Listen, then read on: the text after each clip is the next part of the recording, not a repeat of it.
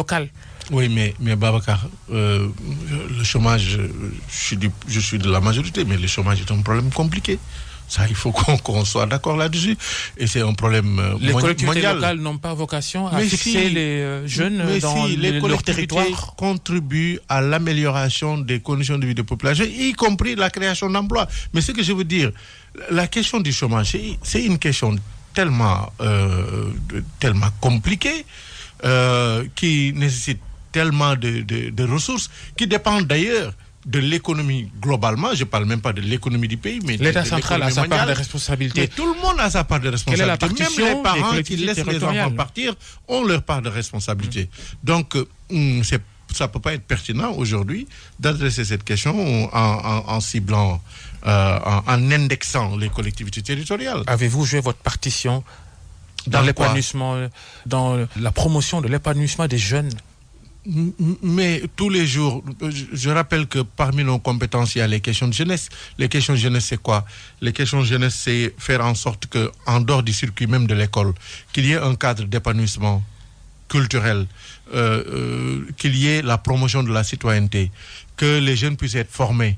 Et aujourd'hui, en termes de formation professionnelle, et ça, c'est surtout l'action de l'État, mais en rapport avec les collectivités territoriales, les possibilités qui s'offrent en termes d'offres de formation technique et professionnelle, mais plus que l'offre, en termes de financement en formation professionnelle et technique, n'ont jamais existé.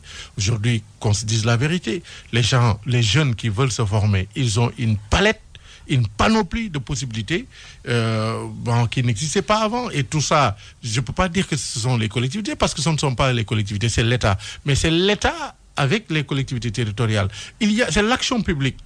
Ce sont des politiques publiques globalement qui permettent aujourd'hui vraiment, qui ont permis d'évoluer, mais de façon sensible en termes de création d'emplois. Mais de là à justifier le départ de ces jeunes qui ont un problème dramatique par l'inaction. Justification partie peut-être. Oui, mais on peut. Moi, cette question me dépasse. Très franchement, je veux avoir l'humilité de dire que la question de l'immigration, le développement local, je ne comprends pas. Quand est-ce que le développement local... Laissez-moi dire, je ne comprends pas un jeune qui se réveille en sachant qu'il a 50% de mourir dans l'océan parce qu'il a des difficultés, rassemble quand même un peu d'argent, 500 000, 1 million, je ne sais pas, 3 millions, pour prendre une pirogue et en sachant qu'il se suicide. Je ne comprends pas ça. Je ne crois pas que ce soit seulement économique. Je crois qu'il y a une part de psychologie collective.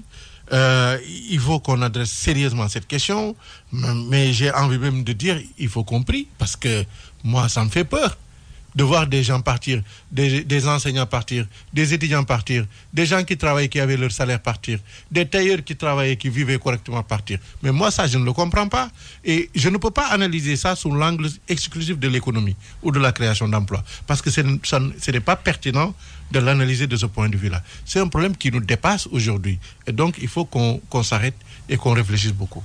Le développement local, quand est-ce qu'il va arrêter d'être un vain concept?